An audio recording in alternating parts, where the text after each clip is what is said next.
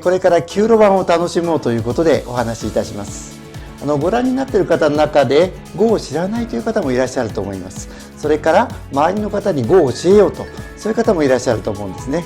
そういう方のために、まず入門編から、お話ししようと思います。一緒に今日はね講座をやってくれるのが星合志保さんです。よろしくお願いします。でまず囲碁のルールからね、話していきますね。で囲碁ってねどうやって終わるのかってねなかなか分かりにくいなと思ってる人も多いと思うんですが、碁というのは陣取りゲーム、陣地を取って多い方が勝ちというのが勝負の決まり方なんですね。教える時もまずそこから教えるといいと思います。でここにありますのが黒石と白石でこの空き地を囲ってますよね。囲ったところを地と言います。はい。で地の多い方が勝ち。この形で言いますと黒石がこのようにここの空き地を囲っています。囲っているこの交点のところが黒の地なんですね。はい。でこれを1、2、3とこう数えていくとこれ9ありますから3区27、28、29、30、31、32黒の地が32目と書いて目と言います。はい、地の対目ですね。同じように白の方は、3区27、28、29になりますね。白は29目ですから、これで終わったとすると32対29で黒が3目勝ちということになるんですね。囲碁を教えるときに最初にこういう図を見せてから始めるといいと思います。そうしないと石の取りからやっちゃうと碁は石を取るゲームだっていうふうにね、最初に勘違いしちゃうことがあるんですね。地をたくさん取った方が勝ち。これが最初のルールですね。囲碁のルール、ここに5つ書きましたけれども、今お話したのが地の多い方が勝ち。はい、これが勝負の決まり方です。で、まずその前に、白黒交互に打つってのありますよね。白黒って書いてありますけども、黒から先にこう打ちます。はい、打つ場所はこの交点のところですね。こういうところじゃなくて、こういうところに打ちます。で白も交点に、はい。こういうですね。はい。それで打った石は動かしてはいけないと。はい、これがルールですね。はい。3番目のルールが囲めば取れる。これはどういうことかというと、この相手の石を、ここから線が4本出てますね。はい、この線を全部このように塞ぐと取ることができる。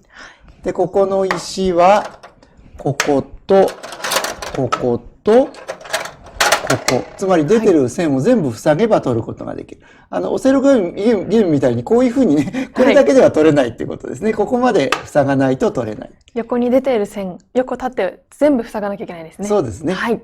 で、端の石は、はい、こちらと、ここで取れると。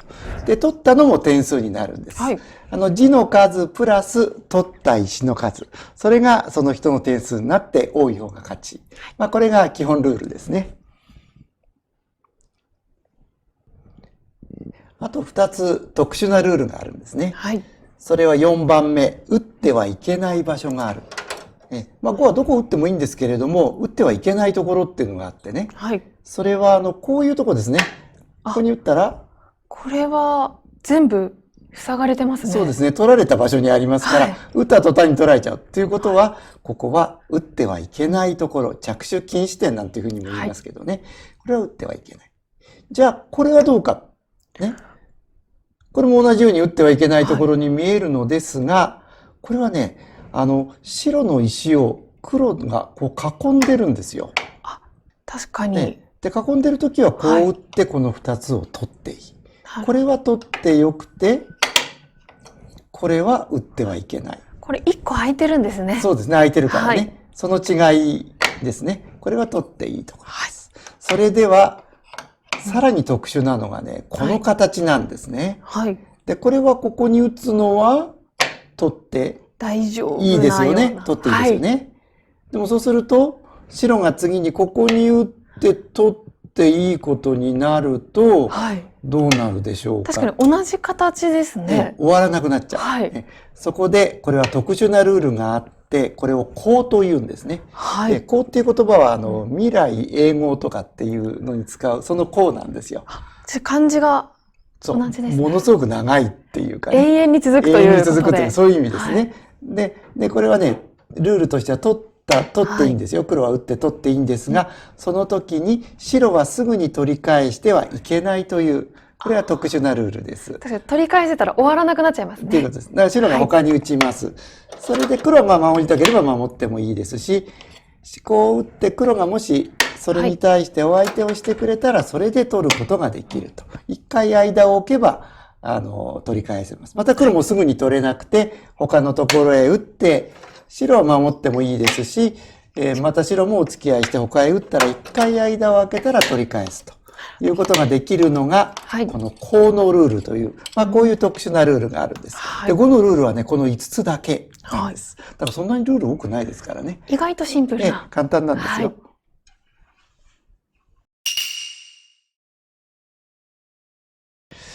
それではこれから模範的な碁をね、並べてみたいと思います。これ実際アマチュアのね、有段者の人同士に打ってもらった碁なんですけどね。そうですか。黒がここに打ちまして。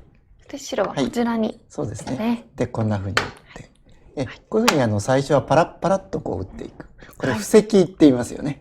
布石って普通の会話でも使うでしょ。布石を打つなんてね。そうですね。あれ囲碁から来た言葉なん意外と囲碁用語からできていることが多いですよね。結構多いんですよ。ダメなんてのもそうですしね。いろんな結局なんてのもそうなんだけど、たくさんありますね。で、最初にね、こういう感じで、一箇所ばっかり打っていると、そうですね、こんな感じになるとここばっかりになって、白の方がどんどん大きいとこ占めますから、こういう打ち方はあまり良くなくて、全体をバランスよく打つと。いうんで、パラッパラッとこう、最初は離して打つ。ただ自分の字の多い方が勝ちなんでね、もちろんこういう風にしてこういう風になればすごく平和ですけれども、やっぱり少し欲張りますよね。確かにちょっとやっぱり自分勝ちたいので頑張りたくなりますね。そうですよね。そうするとこんなことやってくる。このね、石がくっついたところから戦いが始まって、そこでやっぱり実力の差も出てくるところなんですね。で、ここでね、基本的な3つの法則っていうのをこれ私が考えて、これは東京大学でね、単位の取れる囲碁の授業っていうのをね、2005年からやってるんですけども。そうなんですね。これ東大式法則。この3つで碁が打てるということね。これはもう、初級者の方に、初心者の方にね、お話しするのにはとてもいい法則だと思ってるんです。まず、周りに来たらご挨拶。周りに来たらご挨拶。それは何かっていうと、こうくっついてきたときね。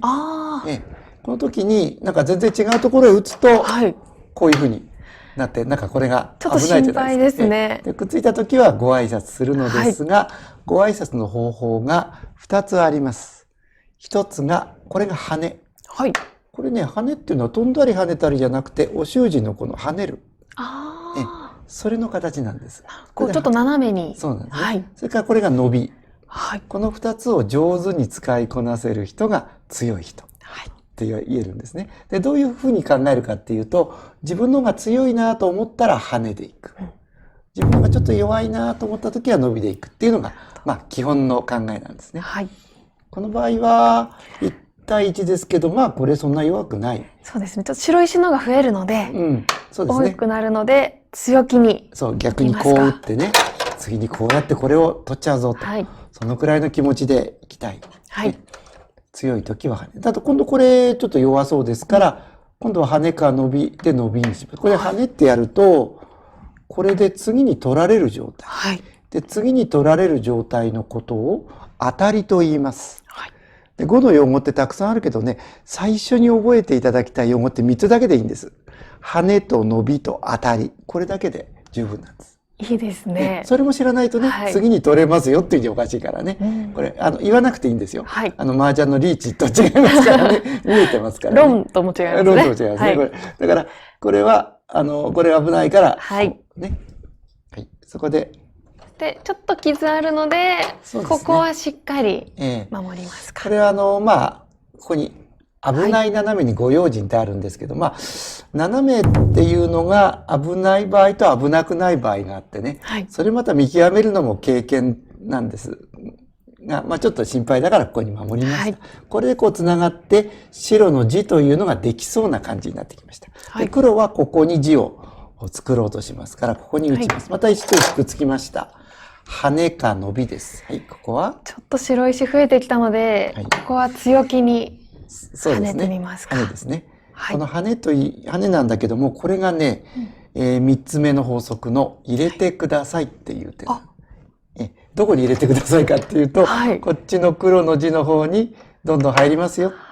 これが入れてください。はい、そうすると入れますと。大体ね、この9路の小さい版で打ってる間は、この3つの法則だけで大体説明がつくんです。そうなんですね。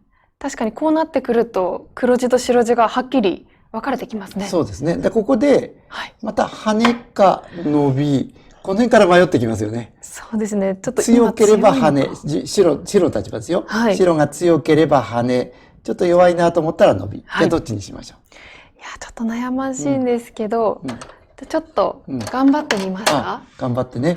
こう跳ねたくもなる人いると思いますけども、ちょっと危ないかな、跳ねが続くとね。そうですか。これで、よく見ると当たり。これ次取られますね。つなぎます。それでこれがまた当たりなんですよ。でも出ていきますか。そうすると、これでまた当たりで。一本道ですね。で、こういうふうになってくる。これね、石を取るとき、石の取り方のコツというのがありまして、5番の端の方に追い詰める。これ、こっちの方から行ったりすると、逆に自分の石が危なくなっちゃうんですね。端に追い詰めると。はい。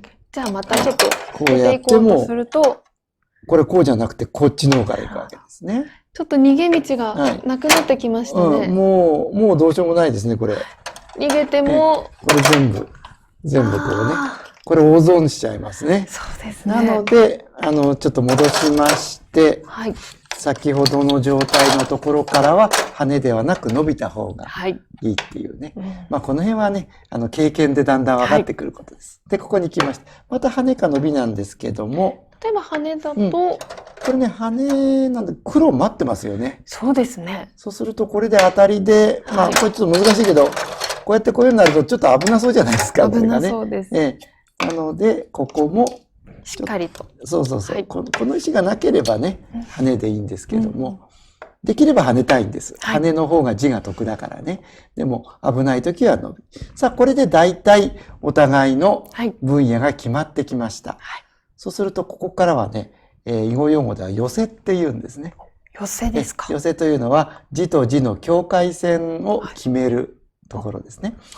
そういう時には、自分の字を広げて相手の字を減らす。これが大事なことです。なので、まあこんな風に、これが入れてくださいなんです。ということは、白も入れません。入れませんですね。はい。こういうのをなんか、こんな風に打っちゃうと、白の方が増えて、黒がだいぶ減りますよね。そうですね。これ結構いい勝負なんですよ、この子はね。なので、こんなことやると負けちゃいそうですから。入れてください。入れません。さらに入れてください。じゃあ、目いっぱい入れません。ここですね。はい。ここポイントなんですね。入れてください。入れませんの時に、どうも、オセロゲームなんかやる人、こうやって取ろうとするんだけど、5では、これは取れませんね。取れないんですね。はい。こんなことを打つと白にここに来られて、これ取られちゃう。で、これが取られると、この石もちょっと逃げ切れそうもないので、黒が損をしてしまいます。黒の字も減りますからね。ですからこれはしっかり守る。そこで、じゃあちょっとこちらの方行ってみますか。他のに行くとね、ここの斜め、これがね、危ない斜めなんです。2番ですね。2番なんです。全部打つとね、ここに来られてね。これ当たりですね。これ当たり。石を取るっていうお話しましたけども、こういう時に石を取ったり取られたりっていうことが出てくるんですね。次にこれ取られちゃう。じゃあ逃げますか。そうするとまたね、これがね、ちょっと待ってくださいね。これでまたこれ次に取れる。当たりなんです。じゃあ逃げます。逃げるとまたこれが当たりで。もうこれ逃げても、これこう取られたら、これは白負けますよね。こういうところが非常に大事でね。じゃあ切られた時点でこの1個はもう逃げられない。そうなんです。だからもうこれはここへ守っておく。これが危ない斜めにご用意。そうですね。斜めのところがよく分かってくると、初心者同士で打つと勝てるようになります。これ分かった方が勝ち。なるほど。こういう傷が。そうです。はい。それで黒はここまあ大体終わったんで入れてください。入れません。入れませんと。はい。で、ここなんですね、またね。入れてください、入れませんだから、もうちょっとこの黒の字を増やしたいですよね。よくね、これこうやっちゃう人が結構多いんですよ。この方なんか広そうじゃないですか。ちょっと目いっぱい囲えそうですね。これは危ないですね。危ないですか？これは。ということは、危ない斜めにご用心。ちょっとご用心にしますか。ご用心の逆は、相手の危ない斜めを狙えっていうこと。なるほど。これね、ここに打つと、これが、次にこれで取れますよね。だからここへ逃げると、じゃあ、もう端っこに追いやるんですよね。こっちへ逃げても、もうね、端に行くとね、もうどうにもならないんですね。もう逃げきれなくなって、これは白の地が増えて黒が減って、これは黒負けてしまいます。こういうところで勝負が決まることも結構多いもので、これは危ない。ちなみにこの危ない斜めですけど、こっちの斜めはどうなんですか？そっちはダメなんです。いや、こっち打つ人もいるんですけどね、こっち打つとね、これで、これね、端の石っていうのはね、割と簡単に取られやすいのでね、そこは気をつけていただきたいところですね。こちらではなく、こちらに打つと。こう打たれると困るので、黒はここをしっかり守る。じゃあ白、ここへ。これまた要注意ですね。これちょっと傷が、これね、斜めがあるんですけども、これね、次に白にここに来られると、これ端の石って取られやすいんですよ。これ逃げても、当たりですか。逃げてもこれでこうね、4つこう取られますから、ここを守ることが大事。それで白がなって、ここへ黒がこう。これで黒の地がこうつながって地ができました。これ数えてみますと、これ1、2、3、4って数えていきますと、この点が、交点が31囲いました。黒が31、目と書いて目と読みます。31目。白がこう数えていくと23目で、黒が8目勝ちという結果になったんですね。これは模範的な碁なんで、黒がちょっと勝ちますよね。黒が先に打つから、黒有利。そうですね。これ同じ力の人がやるとき、プロ同士がやるときでも、黒が有利になるので、そこでね、込みというハンデをつけるんです。バランスを保つためにですか？黒がね、7目以上勝たないと勝ちではないというルールでやると公平なんです。なるほど。で、6目半っていうハンデを、半っていうのはないんですけどね、6目黒が勝ちだと白が半目勝ち。7目黒が勝ちだと黒が半目勝ち。そういうルールでやると公平になるんですよ。大きい19路の番でも6目半っていうのがちょうどいいハンデというね、込みということになってるんですけれども、9路の番でもそうなんですね。で、これは模範的な碁で、これで、8目ですから、黒が 6目半引くと1目半勝ちとなりましたけど、こんな風に打てるとね、アマチュアの有段者と言えるんですよ。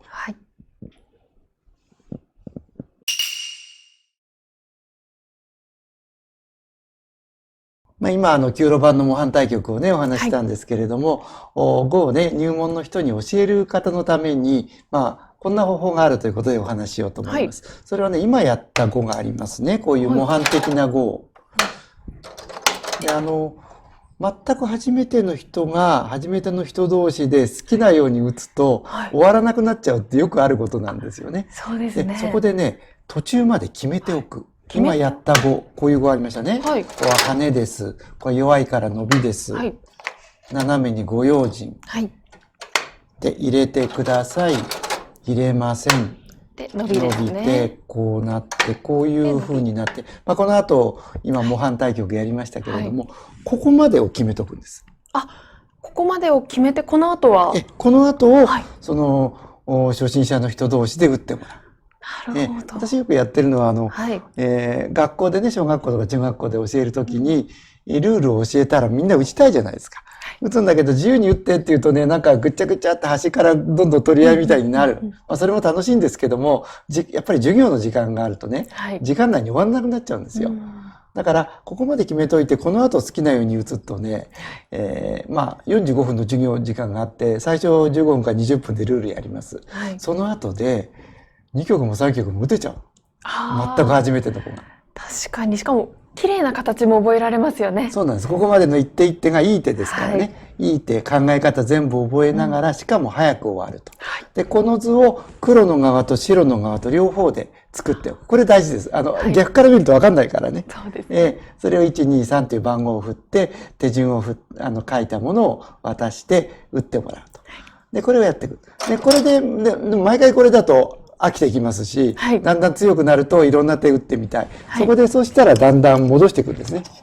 ここまでに戻していく。なるほど。結構戻りましたね。ここからだと、これがまあ模範語ですけども、こっち打つ子もいれば、こっちやる子もいれば、いろいろですよね。それぞれ、打ちたいように打っていくと。そうすると、まあ、いい手を覚えながら、楽しみながら、しかも早く終わると。で、だんだん戻してきたら、もうここから始めればいいわけです。もう布石ですね。これも普通の語になりますよね。こんな風にこれを決め打ち語と言ってます。途中まで決める。これは私流の指導法で、まあ、5番をこれ以上小さくするっていうのもあるんだけれども、やっぱり9路番ぐらいで楽しみたいですからね。これがまあ教える時のコツです。もう一つは読習法といってね、一人で覚えたい人。ね覚えるって言ってもなかなか教わる相手もいないという人もいると思いますが、で、こんなのがですね、パンダネット光の囲碁入門って、これは検索していただけると出てくるんですが、私の光の囲碁入門っていうね、入門書があるんですけども、その本の内容が全部動画で出てくる。いいですね。本って1、2、3ってなんかご一緒に数字が書いてあって、強い人はそれ見ればわかるんですけども、初心者の人だとなかなかわかりにくいということ。ちょっと手順を追っていくとちょっと頭の中で追うのが結構大変だったりします。そうですね。まあ5番に並べればいいんですけど大変なのでね。それが動画でパッとこう出てきますので、こんなのご覧になるといいかなと思います。それから初心者の人でもすぐに対局できるのがみんなの囲碁ってね。これはAI が入ってまして、AI って言っても強いのばかりじゃないんですよ。弱い、初心者とやってもいい勝負するような AI も入ってまして、これ確か2段から15級ぐらいにはなってるんですけど。幅広いですね。そう、一番下の15級っていうのと9路盤で、対等でやってもいいし、あるいは置き碁といってね、あらかじめいくつか置いて始めるなんてこともできますので。ハンデをもらってですか？そうです。それでやるとね、こう、ルールを覚えたばっかりの人がいきなり勝てたりするんです。これ面白い。楽しいですね。それから囲碁で遊ぼうって、これ日本棋院で出しているね、ツールで、これも非常に優れものですから、これも対局も9路盤でね、できますので、こういったものを使っていただく。それから囲碁クエストって書いてある、これはね、ちょっと強い方向きですけれども、私たちもね。そうですね。すごい強い方もいたり、結構幅広く。いますけれども、初心者の人もやってますけど、ある程度できるようになってからの方がいいかなと思いますけれども。結構囲碁を学ぶという意味では、3番までの。そうですね。で、囲碁がある程度できる人が楽しむためには、囲碁クエストであれば人と人とが、大体いつでもすぐ打てますよね。大勢お相手がいますから。こんな方法がありますので、ぜひ活用していただきたいですね。